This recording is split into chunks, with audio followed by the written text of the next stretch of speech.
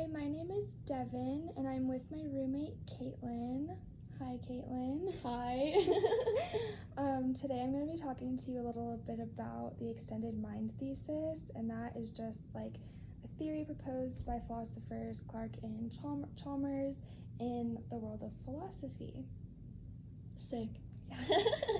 So have you ever heard of the extended mind thesis? No, I haven't really. What is it? So it is a little confusing at first, but the extended mind thesis is personally one of my favorite topics of philosophy. The extended mind thesis basically just refers to the concept that processes outside of the skin partly constitute mental processes. So contrary to like other concepts that we have learned throughout school, like in psychology classes and stuff like that, cognition can be in part to outside processes or environmental factors. And this thesis might seem a little confusing, especially considering previous teachings and like psychology classes and stuff, like I said, especially because cognition is thought to be something that resides only in one's mind or skin. But the extended mind thesis goes a little bit beyond that, which is pretty cool. So have you ever thought about cognitive processes being influenced by things outside of our minds? Not really. No, I kind of always just thought that it had to do with like brains and like neurons firing or like sending like signals and stuff like that. Yeah, more like sciencey stuff, Yeah. not philosophical. I definitely agree. I had a little bit of a hard time grasping this as well because, as you know, I am a psychology major, so everything I've been taught has just been very like neurons sending signals and all that stuff, and like that's how we do the things that we do, and that's like how cognition is. But then learning about this, I thought it was actually pretty cool because it's just goes a little bit more and stuff. But like I was saying, I also had kind of a difficult time like understanding this concept at first. But then I realized that I kind of changed the phrasing of the concept and it made a little bit more sense to me and seemed a little bit more natural. So I kind of like to phrase it, the extended mind thesis, as a concept that implies that some of our mental and cognitive processes can be influenced by environmental factors. Does that make any more sense or like help you understand the thesis a little bit more? Yeah, that makes like a little bit more sense, I guess, like when you phrase it that way. Definitely. Um, can you think of a time where environmental factors have influenced your cognitive processes? Like maybe the weather or the actions of someone else prevented you to like go see a movie, or maybe like you're playing poker or something and you want to go for one move but then someone's facial expression changes, so you're like, oh, just kidding. Like, I don't know, anything like that? Hmm. I guess like sometimes me and my roommates, you included, will be deciding on like if we're gonna like go get crumble or like what we're gonna do one night, and like just gauging like the energy in the room and like how people are like responding to all of the different options to like figure out what I should even like offer up to do, if that makes sense. No, yeah, totally. Like I feel like most of the times like we have it set that on like Mondays we go to Crumble because that's when like the new cookies are released. But then if one of us has something to do, it's like, okay, then none of us go because then we feel bad like or doing like that. when we're all like looking at the flavors and like one person is like, ew, that's not really it, then like we don't go, because like why would we go if someone doesn't want it? Definitely. I feel like that's the biggest thing is like if there's cookies that aren't good, we're just not gonna go, which normally we would, but because of that like environmental factor of like Crumble not having good flavors for the week, we just like, no thank you. So like I mentioned earlier, there are philosophers named Clark and Chalmers, and they kind of propose this whole extended mind thesis, and they mention the concept of a coupled system and how important that coupled system is to the extended mind thesis. So a coupled system is a cognitive system that partly deals with the brain and partly with another object. And we can use that concept of a coupled system to further the notion that environmental factors can influence our mental processes. Ooh, okay, yeah. I mean, that like kind of puts it more into perspective, but I'm still not really sure like what it is or if I agree with it. Yeah, so if you're still a little bit confused, like I get it, that phrasing can be philosophy a lot of the phrasing can be very difficult to understand. Like, I've read lots of papers in this class, and it's very, like, tedious, and, like, the wording can be really confusing sometimes. But there is a case that I would like to explain if you're up to it, in which this extended mind thesis practically proves itself. Because, like I said, I too was a little bit iffy on the extended mind thesis because of my background with like psychology and like science and all that kind of stuff. But that was up until reading about two individuals, like a case study about them named Inga and Otto. So Inga wanted to like basically go to a museum and recalled the location being on a specific street. So like you and me, like every single day, Inga used cognition through memory recall to find the location of the museum. So like, you know, for us, like we know where Safeway is. We go to Safeway all the time. So it's like, I know that I need to go to Safeway. I don't have to like do any extra work for that. I just know how to get to Safeway.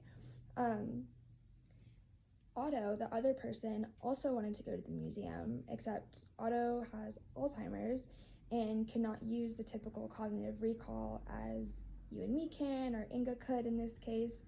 So instead, Otto writes down like all of his important information in a little notebook.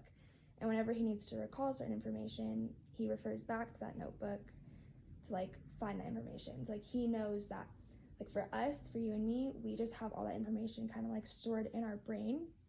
But obviously for someone who can't like use that same memory recall or like cognitive function, they have to use something different. So in this case, Otto used his notebook to write down like all of the important things of like, oh, if he knows that his favorite I don't know, brand of deli meat is from a certain store, he'll like write that down, you know, and know like, oh, I need to get deli meat, but where do I go for that normally? So it's all right there for him.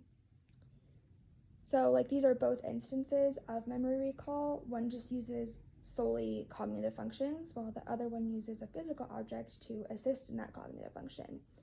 And I guess to like make it more personal, because for me, I feel like it's hard for me to understand certain concepts if I can't see how it would apply to myself, because like I feel like when you know like it can apply to you, it's easier for you to like understand it, you know. So like for example, there are some places that we just know how to get to out of like muscle memory or significance to our lives, like home or our favorite coffee shop. Like we know how to get to Dutch like the back of our hands. Like from anywhere in Flagstaff, we know how to get to Dutch just because that is the place we frequent probably the most. Or like I said earlier, like we know how to get to Safeway or Target or the gas station, you know, just very basic places.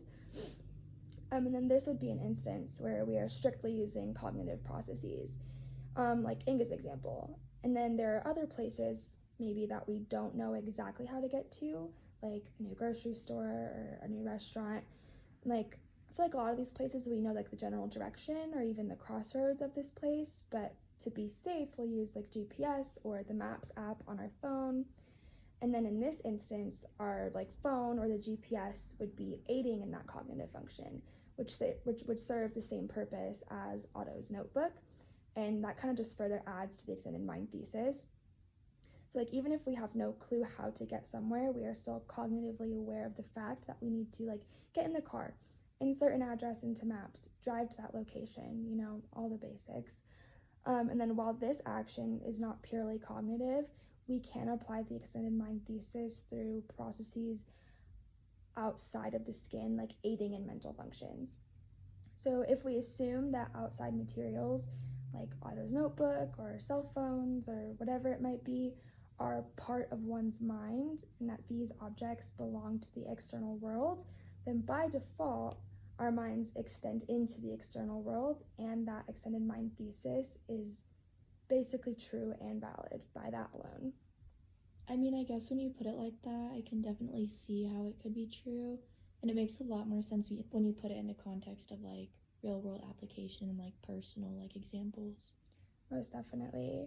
In fact, like it just like kind of further the explanation of this, they say that it's like in order to disprove the extended mind thesis, you would first need to find like a relevant difference between, for example, like the information in Otto's notebook and Inga's brain.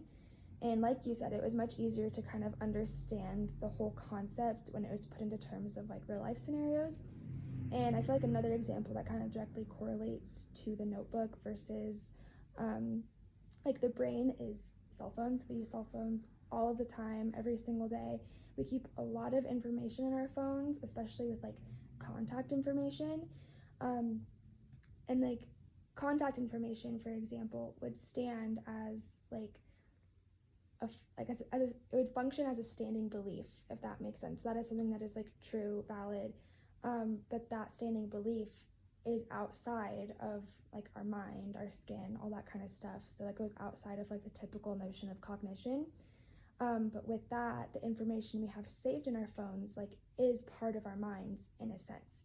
So our phones belong in a category outside of our skin, which would also be known as the external world, which would then suggest that our minds extend into the external world, because obviously that's information that's already in our heads. It's just put in a physical way, which would then again prove the extended mind thesis. I feel like it would almost be a lot harder to disprove the thesis than to prove it in a way. Like, what do you think? Yeah, that makes a lot of sense, especially with like the phone example, because like my phone, for example, is like if someone wanted like an insight into like what goes on in my brain, basically they just have to look through my phone. So. Exactly. I feel like that's a really good way to look at it, because it's like everything that we are in a sense is on our phones. They were like our Instagrams, our Snapchats, notes we have written down, like literally anything. Yeah. So yeah, that is a really good example. But thank you so much for joining me today. I hope you got to learn a little bit more about some fun and interesting topics in philosophy. I know it can be kind of confusing, but I personally find the extended mind thesis to be like one of the cooler topics we've learned about in this class, and like I hope you understand it a little bit more. No, yeah, thank you for having me. I didn't realize that there were so many like interesting and fascinating concepts in philosophy, and that they were actually English, sorry, applicable to like real world things like that. Definitely. Okay. Thank you.